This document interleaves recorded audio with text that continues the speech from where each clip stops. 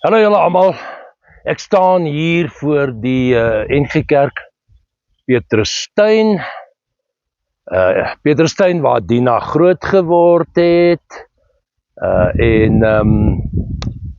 Dit was nou nie moontlik om in die erediens op te neem nie, maar ons doen dit nou hier.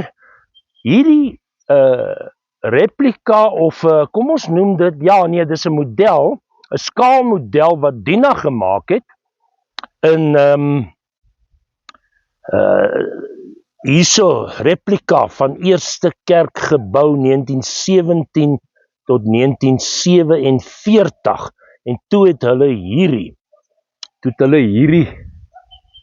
gebou. Nou Dina het dit gemaak, wat staan daar? Beeldhouwer Dina Grobler, geskenk deur Marietjie Pinaar, Dina se ma, my liewe skoonma. En toe ek praat toe net daaroor nadat ek hier gepreek het in hierdie kerk hierso agter my. Toe het Barbara die koster vir my gesê, want ek sê toe ons gaan hier by die klein kerkie, gaan ons dit opneem. So het die oorspronklike Petrusstein kerk gelyk. En baie gemeentes, ofwel nou maar almal, het begin op 'n kleiner vlak en toe uitgebou, aangebou en of so 'n kerkie gehad op soort gelyk en toe nou die groot kerk gebou. Maar toe sê Barbara vir my 'n baie mooi ding, want my preek gaan oor reuse, die reuse in ons lewe. En toe sê sy, ja, maar hier, 'n klein ou kerkie, min mense, en dit het reusagtig groot gegroei met hierdie kerk.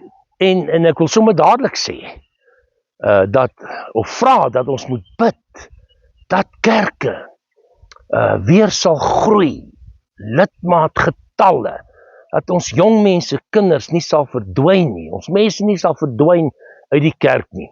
En dan nou hierdie groot gebou hier agter is dan nou die reusweergawe van die ou klein oorspronklike gebouetjie. Wanneer ek nou sê reuse, aan wie in die Bybel dink julle? Verseker, Goliat, nee. Ja, Goliat. Dawid en Goliat. 1 Samuel 17, ek gaan dit nie behandel nie, ek het al daaroor gepreek en uitgestuur vir julle.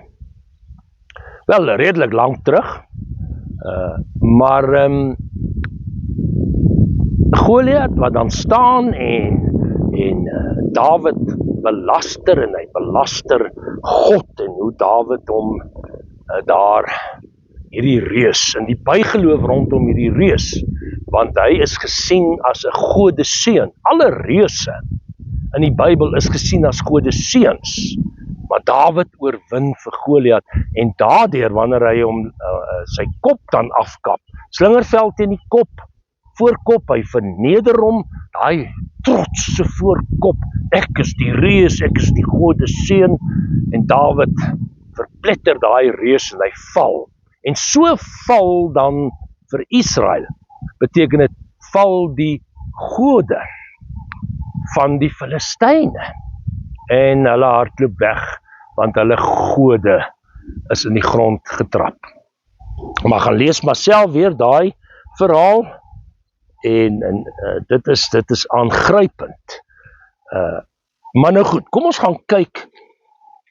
Daar so 3 gedeeltes wat ek wil doen. Die eerste is uit Matteus hoofstuk 6. Matteus 6. Nou onthou daai eerste deel van Genesis 1 tot 11, ons noem dit oergeskiedenis. Dit beteken, so is alle geslagte. Alle geslagte doen sonde, alle geslagte dink hulle is onsterflik en wonderlik, maar die sonde val.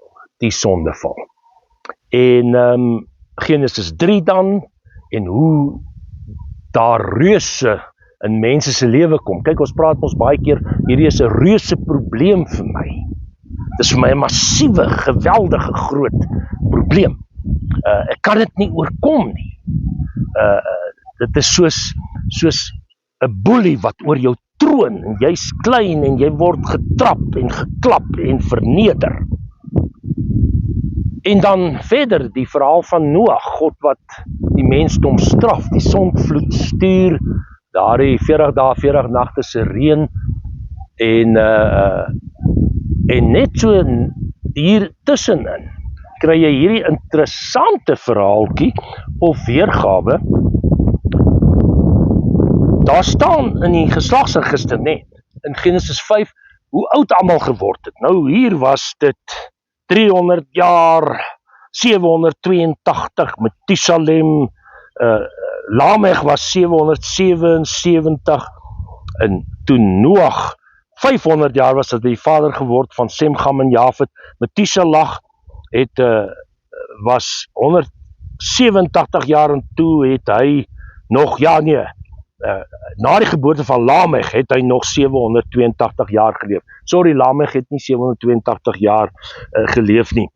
Maar Methuselah, geweldig oud, hier in die 900 jaar. En maar dan staan daar, en by elkeen, en hy het gesterf.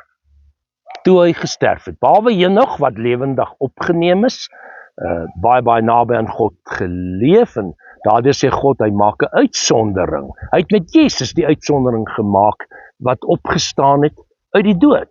En as ek en jy dan sterf, in Jesus, en hy in ons, staan ons op uit die dood, ons siel, ons gees lewe vir ewig voort, by God in die hemel.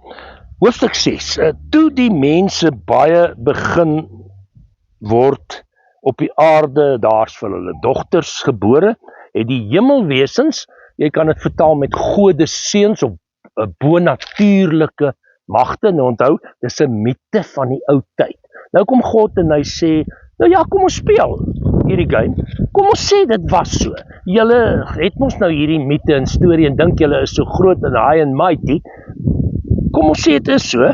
En toe kom hierdie wesens, bonatuurlike wesens, hulle het met die dogters getrou, het gesien hierdie dogters van die mense is mooi, met hulle getrou, en toe sê die Here, my gees sal nie meer so lank in die mens bly nie, hy is sterflik, sy is sterflik, en nou sê lewensduur toe net 120 jaar, nog geweldig hoog natuurlik. En nou vra jy die vraag, is hulle dan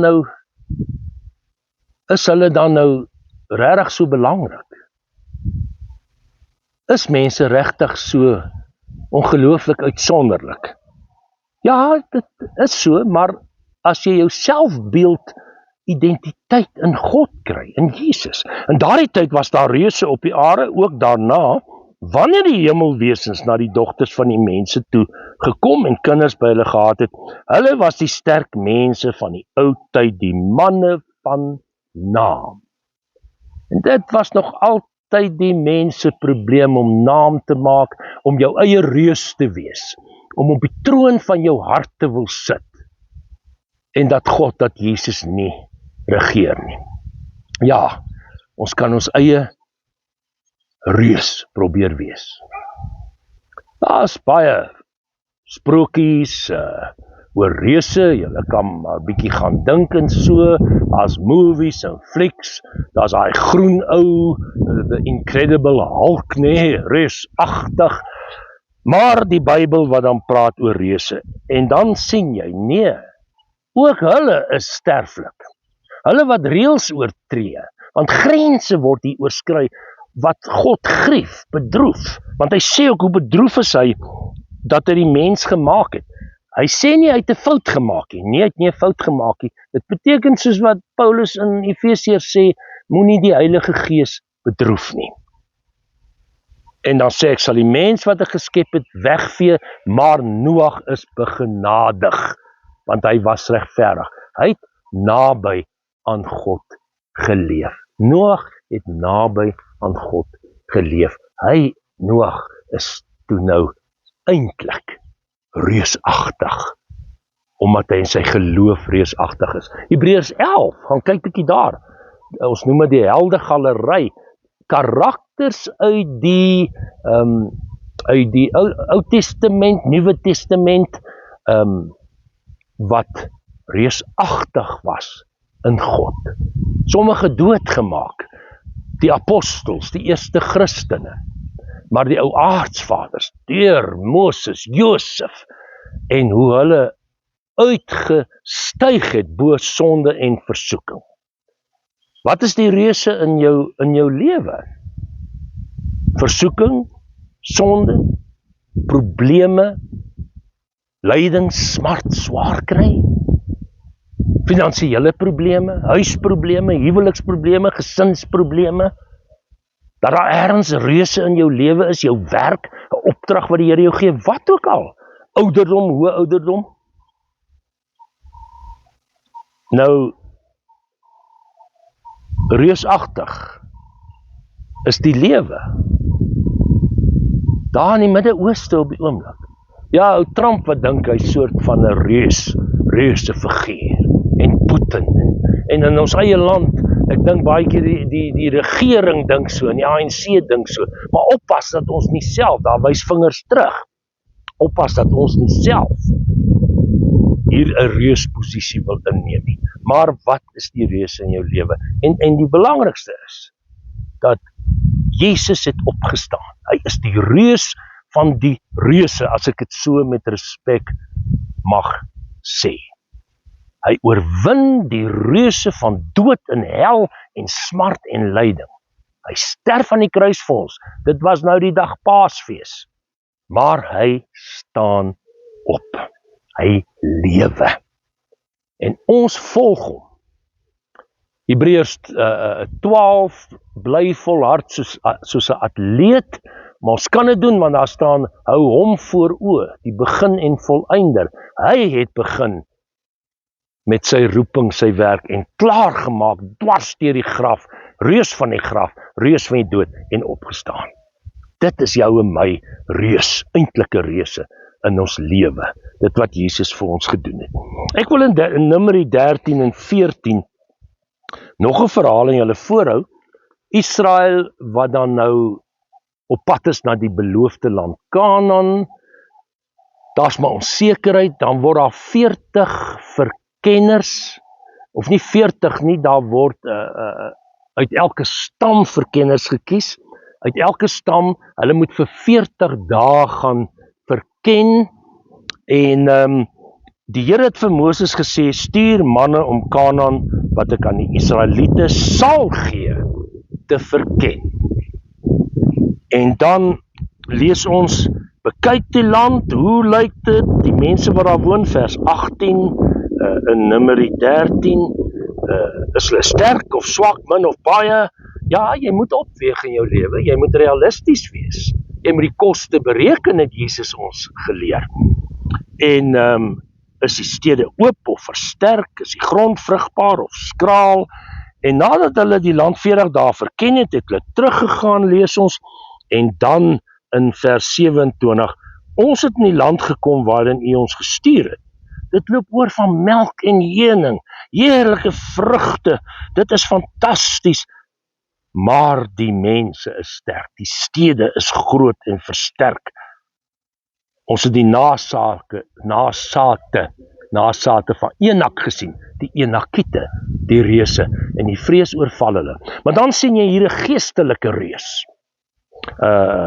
Caleb, en later Josua, kan jy saam met Caleb noem, het met Moses gepraat, hy het die mense stilgemaak en gesê, ons moet beslis optrek die land in besit neem, die Here gee die land in ons besit, hy sal oorwin. En toe het hulle 'n slegte gerug versprei. En hier moet ons maar dadelik leer, oppas dat ons nie in die lewe slegte gerugte versprei nie. Dat ons nie 'n reuse maak van dinge en mekaar bang praat nie. Ons stel reuse probleme soms, en angs en vrees en haat en woede en negatiewe dinge, ongeloof, wanhoop, reuse wat ons kom voorstel aan ander mense en in hulle huise en in hulle lewens indra. En ons maak ons eie lewens oop vir reuse van ander. Ons kan mekaar besoedel, besmet met 'n klomp negatiewe reuse. Oppas daarvoor. Dis 'n groot waarskuwing in die skrif, hoe mense mekaar kan beïnvloed. En hulle sê, ons het die reuse gesien, die Enakiete, ons was so sprinkane in ons eie oë, en ook in hulle oë. En dan word jou identiteit, jou selfbeeld in God, word kleiner. En dan maak jy God in jou kop en in jou geloof kleiner. Hy word vir jou 'n dwergie. Hy's nie meer hierdie reus wat uittroon. Die goddelike almag en heerlikheid van God wat die wonderwerke kan doen. Nou, wat dit wil sê is, jy moet jouself ondersoek. Jy moet jouself ondersoek. Hierdie volk moet hulle self ondersoek, hulle sonde bely, hulle ongeloof, hulle wantroue. En hulle moet weet, fokus op God. God die ware reus. Fokus op wat hy gedoen het. Gaan kyk in die verlede, lees ons baie keer in die Bybel, gaan na die verre verlede, kyk wat God gedoen het, Israel uitgelei, hy wys hulle daarop, hy sê kyk na die reuse dade wat ek in jou lewe gedoen het, want ons vergeet dit as dit moeilik gaan. So gaan weer terug, daar waar jy bly, waar jy is, by jouself, gaan soek weer 'n bietjie, waar is die reuse dade van God in my lewe, dat ons versterk kan word vir die toekoms. As ons nou in 'n krisis is, dat ons versterk kan word. God gee altyd uitkoms. Ek en Dina gaan self op die oomblik deur 'n paar reuse. Maar ons weet, die Here het gesorg die afgelope jare vandat ek afgetree het. Hy sal verder sorg. Van julle wat afgetree het, ek praat met baie van julle, hou uit, hou vas. God gaan miskien nie vir jou 'n reuse bedrag geld ergens gee nie, maar hou net vas. God sal dag vir dag vir jou die wonderwerke doen. Hy's in staat om reuse uitkoms vir jou te gee, om 'n uitkoms te gee, en om dit wat oor jou troon en jou bedreig intimideer, minder te maak, weg te vat, die las ligter te maak. Jesus sê Matteus 28, kom na my toe almal wat vermoeid en belas is, ek sal julle rus gee. Laaste gedeeltetjie, Deuteronomium 1, ook maar in dieselfde trant van die land in besit neem, en dan praat Moses met die volk in die woestyn, hy sê julle wou nie optrek nie, julle het julle verset teen die opdrag, met ander woorde, bekeer julle, kyk na julle self, wie julle is, gaan lê dit voor God, wees jammer, en bind weer aan God en sy krag, sien God weer raak, moenie bang wees nie, vers 29, Deuteronomium 1, moenie bang wees nie, oorwin die innerlike reuse, daardie vrees, angs, skuldgevoel, wat ook al. Die sanggroep Dire Straits het lang terug 'n lied gesing, die man was in die oorlog, daar was dood, hy moes mense doodmaak, hy kom nie weg van die angs, die vrees, dit wat hom jaag. As nou nog mense in ons land wat deur die oorlog is, grensoorlog, en die reuse van verwyt, nagmerries baie keer. Jy weet wat jou oorlog, jou stryd in jou lewe, en dan sê hy kom nie deur hierdie skuldgevoel nie, en dan sê hy, the man's too big, the man's too strong, the man's too big, the man's too strong. The man, Jesus, is big and strong. Wat sy liedjie, my God is so great. My God is so groot, so sterk en so magtig. My God is great and mighty. Pragtige lied, maar die ou kindertjies wat dit sing. Ons moet dit meermale sing in ons lewe en in die kerke. My God is so groot, so sterk en so magtig. Jesus wat opgestaan het, wat oorwin het, hou hom voor oë. Julle het ondervind in die woestyn ook gesorg het, weer daai Gaan kyk in die verlede van God. Gaan kyk in die verlede wat Jesus gedoen het aan die kruis en deur die opstanding. Ek gaan julle vooruit maar daar moet aksie wees. Dis maar daai van bid maar drink jou vervlakste pille. Kom jou verantwoordelikheid na, al is God hierdie magtige een in jou lewe. Ag, julle kan self bietjie verder lees, dis baie interessant. In hoofstuk 3 van Deuteronomium word gepraat oor koning Og van Basan. Hy was 'n reus. Sy bed, sê hulle, na sy dood was 4 meter lang, 3 meter breed, 'n ysterbed gewees. Almal was vir hom bang. Sy naam beteken ploegskaar. Hy breek jou oop in stukken. En hy was familie van die Refaite, die verskriklikes. Later in die Bybel beteken die naam Refaim, Refaite, die spoeltjies, die klein wasempies wat niks skade kan doen nie, want God het hulle krag gebreek. Ek wil afsluit. Wat is die reuse? Wie is die reuse in jou lewe? En mag ons opnuut